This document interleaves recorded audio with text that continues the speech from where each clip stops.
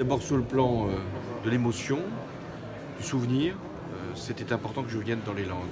La dernière fois que j'y suis venu, c'était à l'occasion de l'éloge funèbre que j'avais prononcé alors président de la République.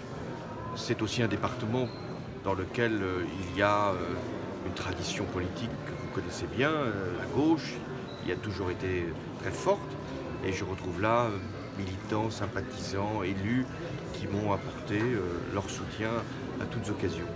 Puis il y a aussi des électeurs ou des citoyens qui viennent pour rencontrer un ancien président et puis pour lui donner ou un message de soutien, de remerciement, de gratitude, parfois pour faire passer un message sur ce qui n'a pas été fait ou sur ce qui est fait en ce moment.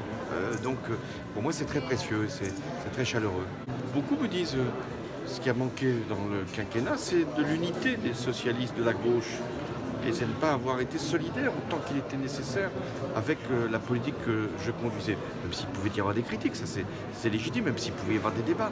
Donc ce qu'il me dit, c'est que s'il doit y avoir un nouveau départ, il faut qu'il y ait cette solidarité, cette cohésion, cette affirmation que la gauche a un avenir dès lors qu'elle-même est capable d'assurer les responsabilités de gouverner, parce que c'est ça qui est en cause. Il faut accepter de gouverner, accepter de prendre des décisions qui ne sont pas toujours faciles, pas toujours compréhensibles, mais qui permettent d'avancer.